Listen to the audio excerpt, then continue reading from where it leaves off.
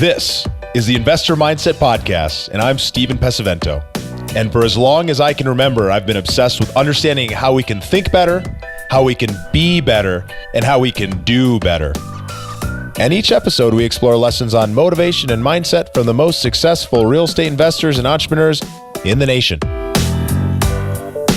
Thank you, Investor Mindset listeners. What an incredible launch we've had so far. We've had over 2,000 downloads, all organically within the first week, and we've had over 100 reviews. So thank you so much for all the support out there. George Cruz wrote, great new podcast. Found this on Joe Fairless's Facebook page. Listened to the inaugural 2 episodes, and they were awesome. Meaningful content, quality guests, and well thought out questions. Keep it up. Well, thank you, George, and thank you to everyone else who left a review or shared it with a friend or has subscribed. And if you haven't, pass it along today so you can help reach more people with the investor mindset. Let's get to the show.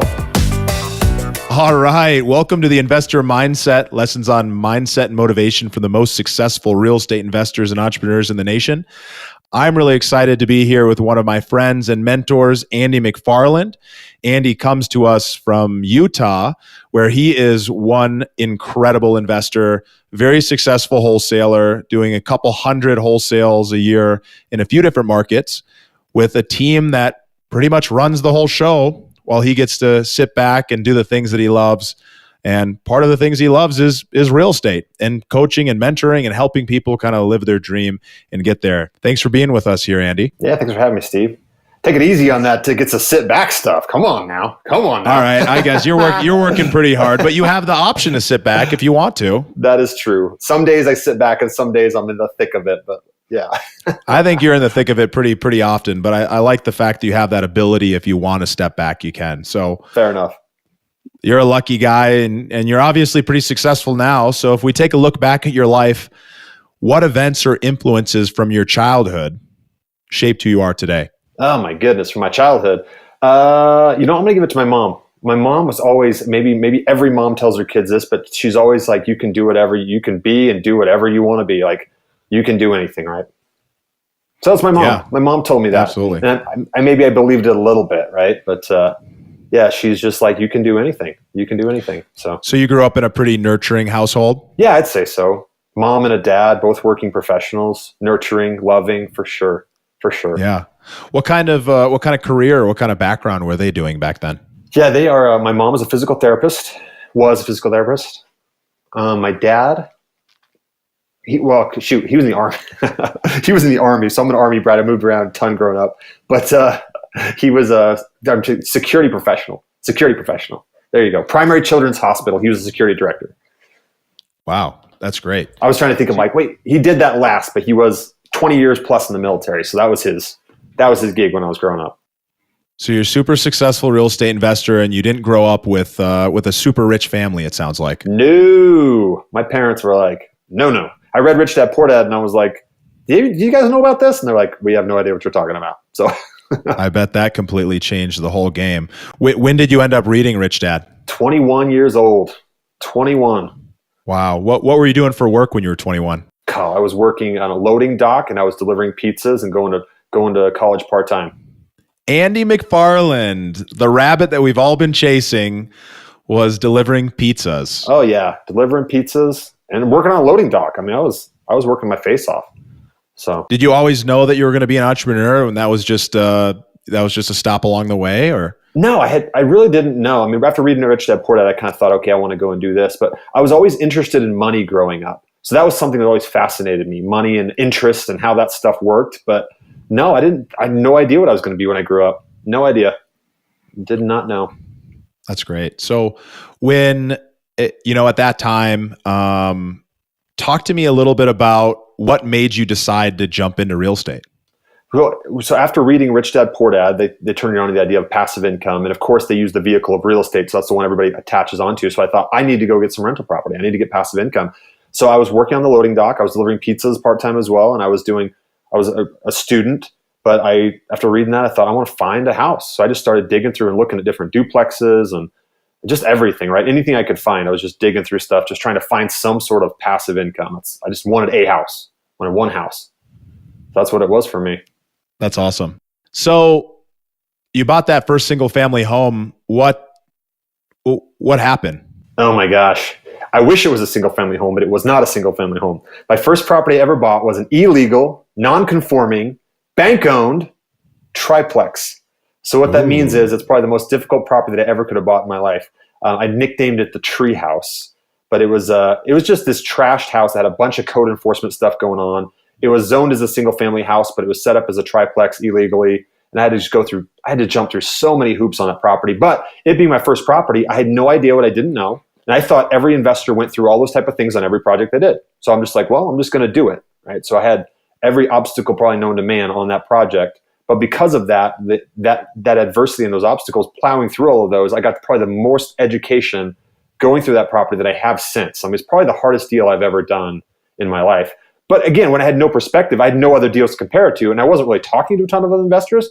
So I just thought that's what everybody did. I just thought that everybody goes through horrible trashed properties, dealing with the city, dealing with rebuild letters from zoning administrators, dealing with, code enforcement. There's just so many violations. I mean, I had a list of like 25 or 30 violations, and I was just like, I'll handle all these. No problem. That's crazy. Oh, I should mention the fact that I had no money for a down payment, and I had no money to fix it up, and I had no ability. I had no idea how to fix a house, which is why I call it my tree house. Because when you're a kid, most kids have a tree house, and they're like, that's how they learn to like hammer nails and cut stuff with saws. Like, yeah, I never did that growing up. So this was my official first time trying to fix anything: hammer, nails, drywall, paint, everything. Right?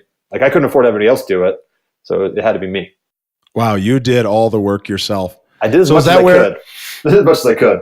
Is that where Treehouse Investments came from? That's exactly where Treehouse Investments came from. That house. Wow, which is the name of Andy's company. That's correct. For all those guys who don't know, that is correct. So obviously that sounds like a big challenge. Why don't you just quit right there? Oh my gosh. Well, the biggest challenge with that one, I mean, I plowed through it and I made money on it. And the biggest thing I got from that was not the money that I made, but the learning that I got from doing all that stuff. But I wouldn't be denied. I just wouldn't be told no. The first challenge that came up with that property was the financing. I was trying to get owner-occupied, single-family financing on a house that was clearly a triplex, and not only a triplex, it was an illegal triplex, and there's no way occupiable. You could not occupy it, right? So that was the first challenge. My lender came and told me, you're not going to get this done. And I was like, don't tell me I'm not going to get it done. Tell me how I'm going to get it done, because I'm going to get this done. I mean, before I even closed on the property, that was the first thing came up. He's like, you're not going to be able to buy this. And I was like, no, I am buying this. I am buying this. How are we going to get this done? Because I will run through a brick wall. I am going to buy this, right? That was just the first problem, right? Yeah. It sounds like no matter what, you had made your mind up, you had decided you were going to do something, and you were just going to persist through no matter what challenge happened. Oh my gosh, absolutely, in that house. And I brought my friends and family through there, because those of you that have done a property before, your first property, you're very proud of it, so you're bringing everybody through there. Everybody I brought through there, looking back on it now, they kind of had that look on their face like, oh, this is great. This is good. Knowing that it was horrible, and they're like, this guy's going to fail. This thing is ridiculous. Nobody should ever buy this house, much less this guy. But I was just so green that I just thought, yeah, this is great. This is wonderful. There was a tree growing into the house, and I'm like, yeah, this is great. No big deal. We'll just take care of that too. Yeah. That's incredible.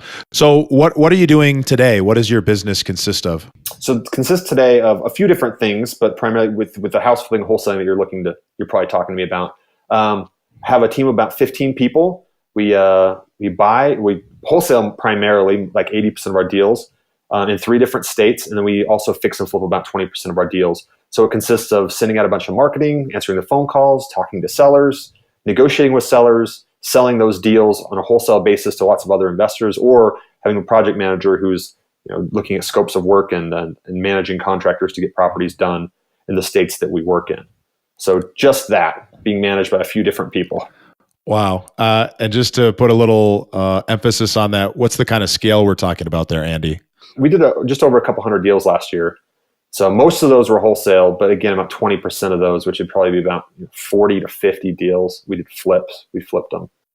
Just a couple hundred deals, no big deal?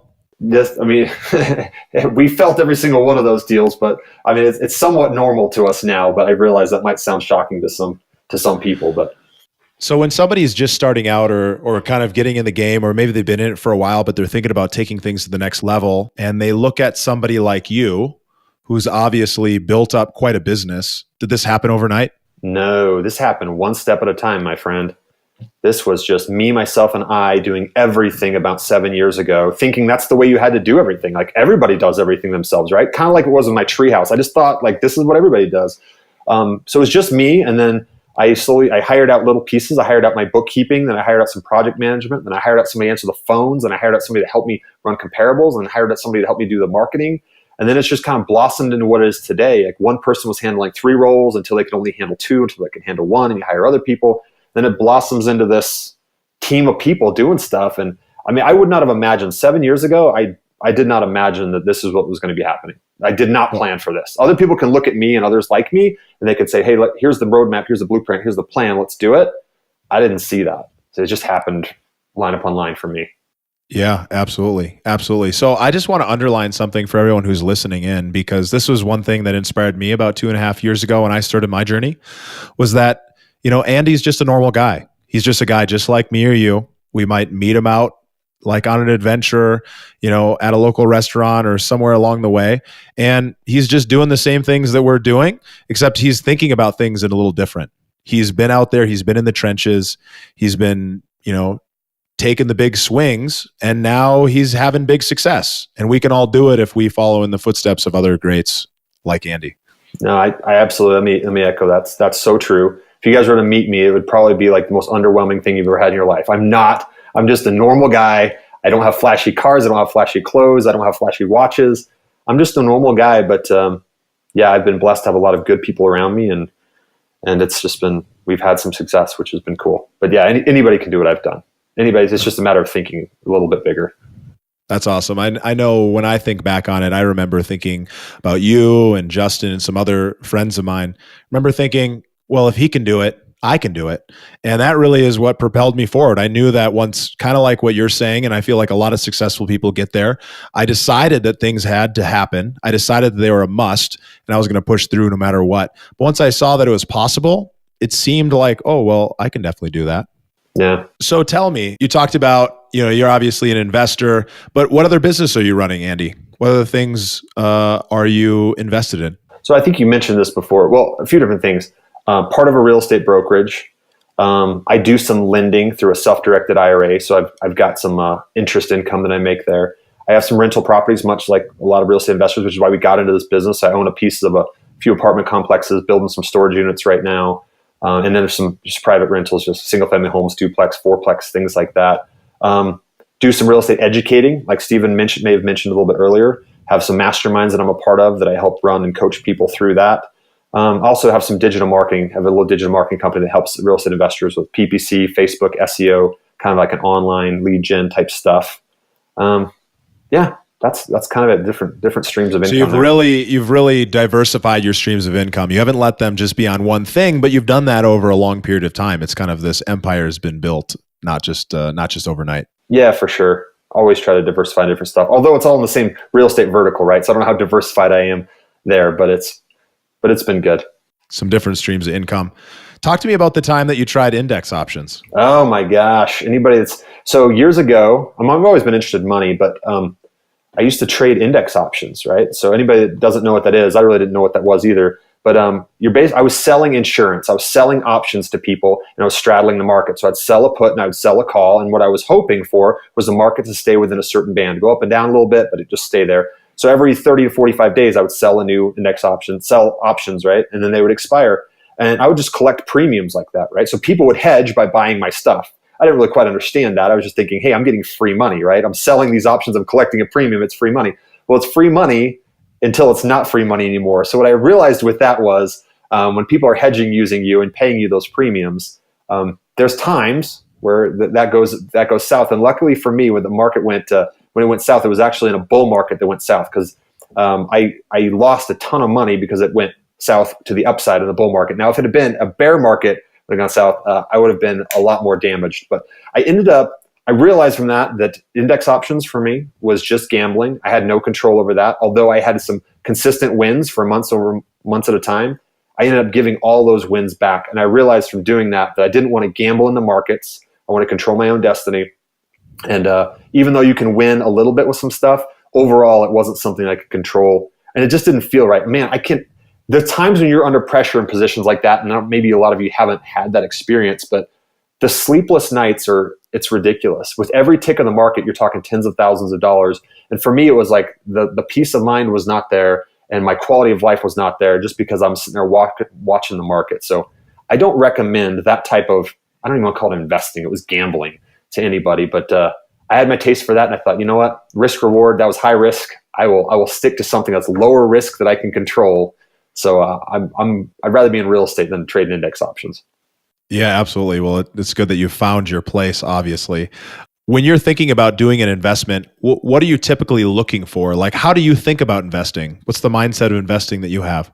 I'm actually a pretty conservative investor. I mean, maybe it stems from like those index options days or things where you can get those higher rewards. I think people will go into stuff that sometimes things end up being Ponzi schemes or whatever. People that want like really high rewards, really high returns, end up taking a proportionate amount of risk for that. So I look at my investing now as something that's steady, consistent, that if I can control the downside, then the upside I figure will take care of itself. So for example, when I'm doing loans, I like to do first position loans against collateral that I don't mind owning.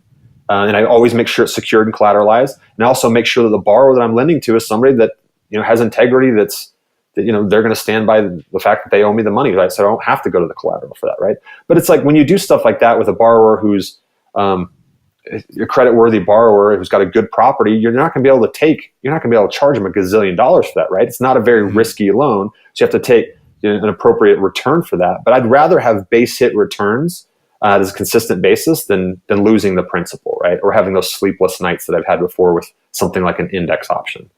Yeah, there's nothing worse than losing the principal on your investment because it takes so much longer just to get back to before you even start making a return again. Yeah, isn't that the number one rule of investing? Didn't Buffett say that, right? Just don't lose principal. Don't lose principal. Yeah. And I've had enough experiences with, I've lost money before, and it's not fun. And I realize like I'd rather take a more moderate return, in which I can enhance it with just like with my mind and my ability, right? You can apply that to some of the investing you're doing to get a little better returns. But I'd rather take those type of returns than roll the dice or gamble, have some risky thing that I'm the promise of doubling up right in a few months. Like I'm not interested in doing that anymore. I'm not chasing those things. That's for somebody else. Yeah, I've got a story with a project like that too.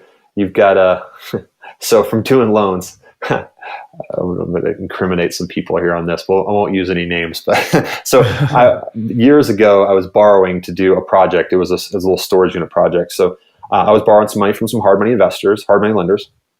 And I got to the closing table, and the terms that I saw in the papers I was reading was different from what they talked to me about, right? So I called them up and said, hey, this is that. And they finally changed the stuff to back what we agreed to. They put it on the table. And but still, the terms were, there was still something that wasn't totally right about, like whatever, I had to close. They had me over a barrel, so I signed it. And I realized right then, I'm like, hey, I want to be on the other side of the table, right? If you can't beat them, join them. So I had an opportunity a year later to be involved with those guys similarly, but I was going to be a participant in a loan that they were doing, right?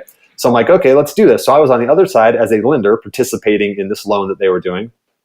And on that side as well, I ended up getting burned on that loan as well. So, and it wasn't because the loan was bad, but it was because the people I was in the loan with were not very good. So long story short, we ended up doing that loan, taking the property back as a deed in lieu of foreclosure. And because of my quote unquote partners, I still own a piece of that today.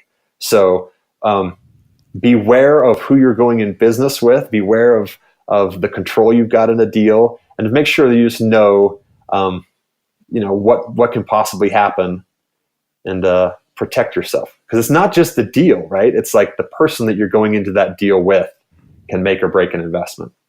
Wow. So you're still stuck working with that person who you don't think is that ethical. You're still stuck in a situation with them because your money's locked up. There's nothing you can really do. Well, there is something I can do. Legally, I have got recourse. I could sue them and I would be correct and I would win, but also the bad blood and the things that would happen, the money, if anybody's been ever in a lawsuit like that, it's not worth it for me to do that. But I know, and I think they know that it wasn't exactly, it wasn't what we thought it was going to be. So what would you do differently if you're going to do that again, or what have you done differently? What I've done differently is I take more control.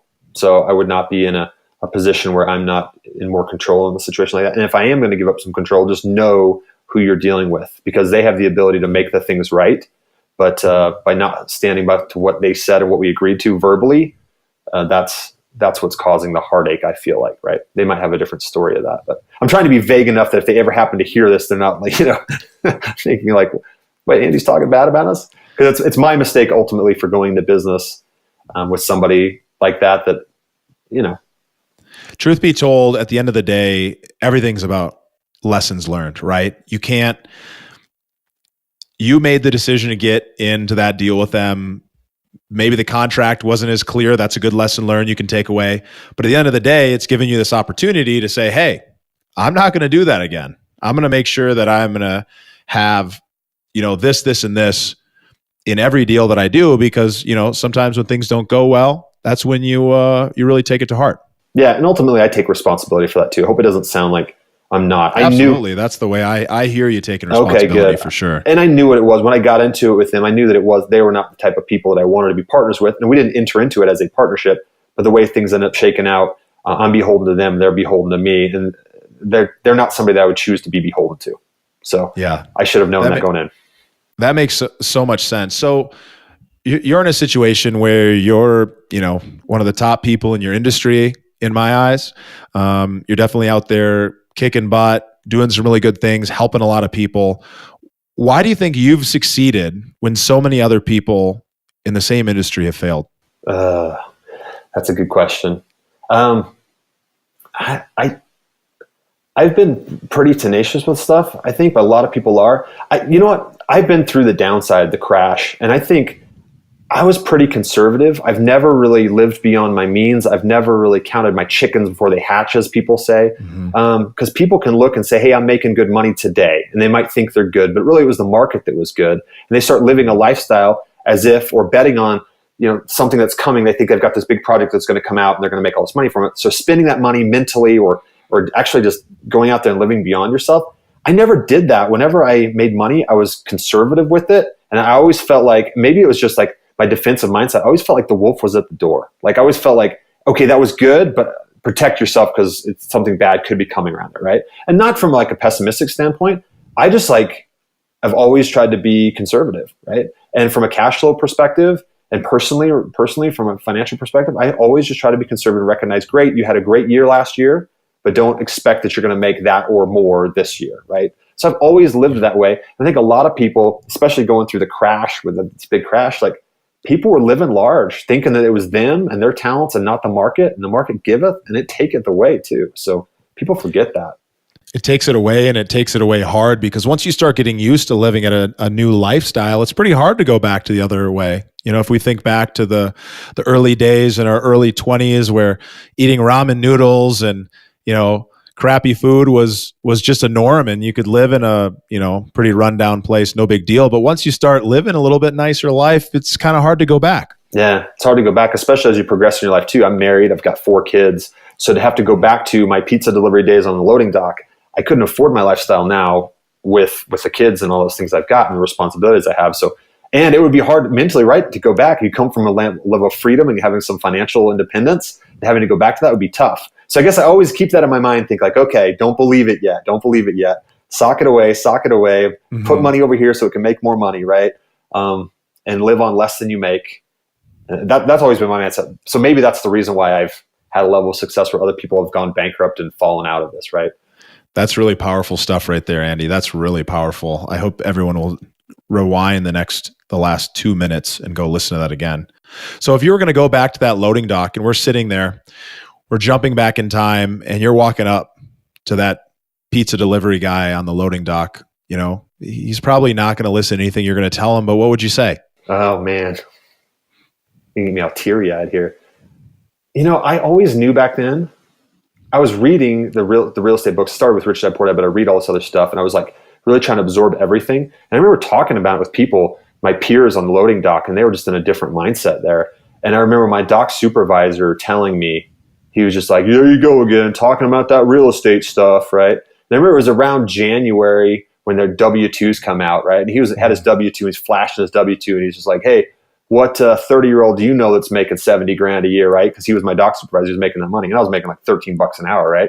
And I just remember shaking my head thinking like, man, you have no idea like the wide world that is out there, you know? And I was just talking about real estate, right? Hadn't really done anything yet. I was just trying to find a property, but I was speaking the principles of Rich Dad, Poor Dad. So what I go tell myself, I mean, I always believed that I could be more and I could have, that the real estate would work for me, but I never would have imagined that I could have multiple different rental properties and income streams and people working for me. I wasn't even in the frame of reference for me. So maybe to go give a little perspective, right? Because I could probably get it faster if I had a picture and the vision in my mind, like, wow, this is what it could be, right? This is what it could be. That's awesome. That's really awesome. I would tell him, you can do it, man. Everything you think you want to go after, you can go after. As soon as you decide to do it, you can do it. The tough thing is, you ended up doing. When you don't have somebody in your stream, like my parents weren't that way. I didn't know anybody that was a successful real estate investor. Nobody, right? And so if you see somebody, if you grow up with a dad that's like Donald Trump's dad was a real estate developer, it's like, yeah, he can believe it, right? But I couldn't believe it. My dad didn't own any rental property. It was just, I didn't have any friends that were doing it. So I was just counting on Robert Kiyosaki in his book and whatever things I could learn from other books. But I just didn't know anybody personally doing it. But you're right. If I could believe it, that, hey man, you can do it because somebody was like me and they'd done something and I could see what they'd done. Yeah, that would make a huge difference. Yeah, absolutely. Well, because I remember I read Rich Dad, Poor Dad when I was 17 and my dad had given it to me because somebody had given it to him. And what's really kind of inspiring now is that last Christmas, I actually went and I took that same book that he gave me and I gave it back to him. And I said, you really need to read this. It's powerful. And I hope that it'll bring you the same thing that it's brought me, is that inspiration, go out and do it. And it makes me a little teary eyed saying it. Wow. But, what goes around, it comes full circle. Dude, that's a cool story. That's a cool story. And you've been one of those people for me, Andy, one of those people who I can look and say, hey, if he can do it, I can do it. And once you have that model, because lots of us don't grow up with rich families or with all of the means to do all the things that we want to do. But as soon as we can look around and find a mentor, and so anyone who's listening, there's mentors all around. You can join different groups. You can listen to podcasts and have digital mentors like you're having right here. You can go to different local organizations, or you can just jump online and try to find somebody to connect with, because there's plenty of people out there, just like Andy, that are really looking to give back. They've made a lot of money. They've had a lot of success.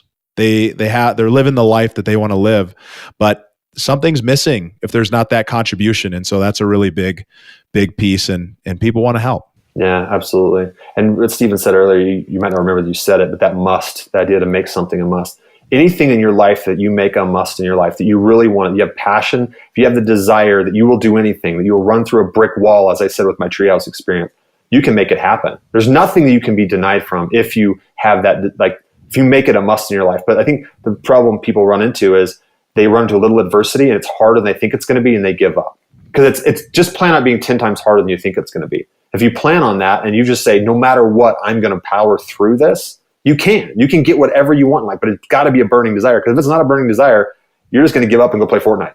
It's probably a great game, but unless you're Ninja, it might not be the best thing for your financial future. Yeah. Unless you have some kind of super skill. I mean, at the end of the day, you can get addicted to the good things, or you can get addicted to bad things. And, Fortnite might be a great escape for some people, but I guarantee you the most successful people in the world are not spending 10 or 12 hours a day playing video games, unless that's what they do for a living. True. That's awesome. So Andy, what are some of your keystone habits, the habits that you do on a daily or weekly basis that make a big difference for you? Keep you happy, keep you healthy, keep you focused. Yeah, I try to keep things in perspective, right? I try to keep the most important things most important. And I realize that there's a lot of just stuff that's periphery in our life. Work being one of them, right? All this stuff we don't get to take with us. So in the mornings, I try to start my day with, I read inspirational things, scriptures. I feel like there's truth that comes from that. And I pray. I try to get centered there and pray and remember what's most important. So I start my days like that. Physically, I don't have a huge regimen right now. I do 150 push-ups a day and 30 pull-ups, period, done. That's it, right? It doesn't take me that long. I knock that out. Other than that, I get sleep. We've talked about this before, Stephen. I sleep 8 hours a day. Like I go to sleep early. I wake up early, and that's how I do it. And I try to just be there with my wife and kids and people I love. I always try to make time for those that I love, right? The personal connections and anybody, right? I want to be available to other people and to serve other people because that's where real happiness comes from. That's not the stuff that you acquire because that stuff's hollow. Anybody that's had a bunch of things recognizes that it's hollow. You get it and you're just looking for something else. So it's what you give rather than what you get. And I remember those things that I get centered every morning on truth, right? What's important and what brings happiness. So, wow, that's some really strong stuff. And sleep is definitely key to keeping your mindset right. You know, some people say, hey, you can go out there and you can grind it and get 2 or 3 hours of sleep a night and just put more in. You can only do that for so long. It's not sustainable. Maybe you do that for a couple of weeks. I know that I haven't done my best work when I'm like that. So let's go into the our final questions here of the day, the growth final round. What's a book that's impacted your life the most, or one that you're most excited about right now? What category? You didn't expect the follow-up question, did you, Stephen? Yeah, hey, tell me what comes to mind, right? Or business books, psychology books, maybe a little novel that you're reading. Yeah, a little novel. I don't do a lot of novels anymore. I'm reading biographies of different people. The most effect in my life has been scriptures. So the Bible and the Book of Mormon especially have been the most impactful in my life for truth in my life. As far as like financial stuff, Rich Dad Poor Dad was a good start. What are those things? Jimmy Napier wrote a book. Let's see if I can find it up here at my wall. It's called Invest in Debt. I don't know if you've ever heard of that, but that's a little known book. That's a fun book to learn about like kind of financial calculators and kind of how to get things working for you. That's a secret ninja book. There's not a lot of people who know about Jimmy Napier. No, Napier's awesome. If you can get an audio form of him, he's just phenomenal to listen to because he's from the South and he's got that slow Southern drawl and good stories. Invest in Debt's a great book. Books like The Compound Effect, that's just a great book for just like, he took a bunch of Jim Rohn stuff and Tony Robbins stuff kind of things and just kind of mashed it all together in some good consumable forms. So I like The Compound Effect for just overall motivation and some good stuff there. That's great. That should give some stuff for people to go out there and listen up. So from a purpose perspective, why do you do what you do, Andy? That's a good question. You know, I'm seeking fulfillment and significance like everyone else. And I find the most significance fulfillment I get is the more I'm giving to others. The times that I'm like the darkest times are the times where I'm like selfish and like stewing on stuff that's happened to me or why me or just whatever. The times that I've got like that significance and happiness truly is when I'm like helping somebody else. And it doesn't have to be in a big way. It's not going out there and helping someone crush the world, but it's the guy that I talked to on Saturday.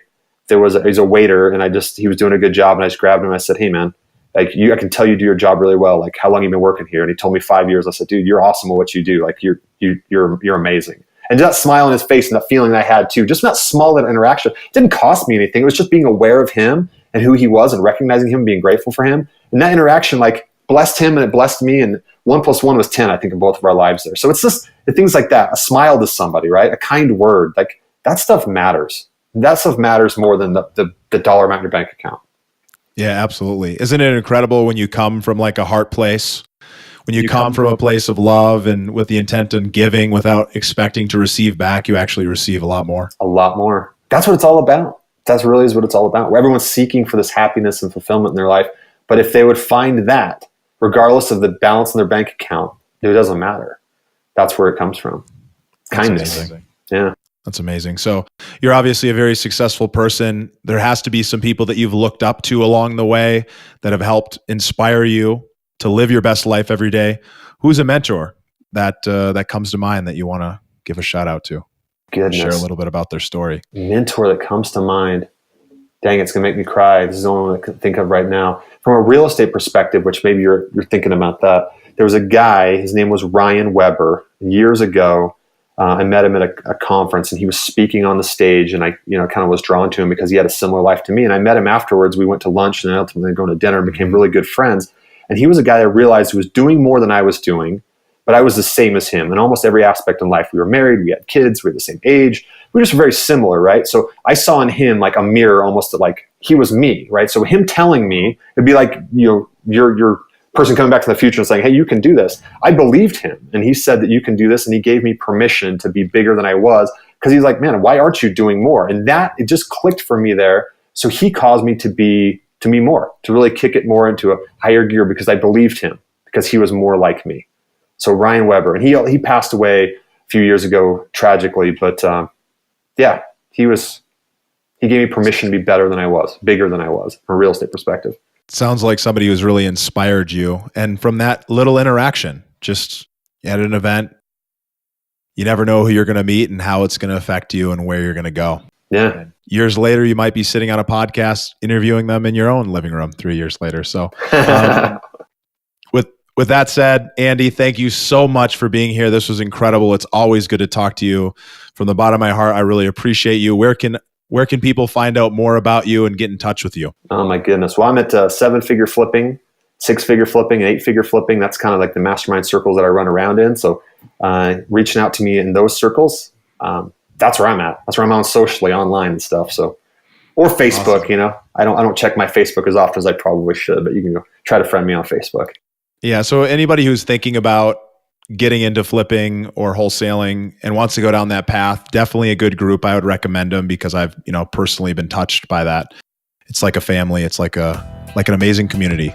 But thank you so much, Andy. We appreciate it. Well, thank you. I appreciate you having me on here, and you're a good man. You're adding good, positive things to the world, and I appreciate that. Awesome. Thanks, buddy. Yeah. Thank you for listening to the Investor Mindset Podcast. If you like what you heard, make sure to rate, review, subscribe, and share it with a friend. Head over to theinvestormindset.com to join the Insider Club, where we share tools and strategies from the top investors and entrepreneurs on how to take it to the next level.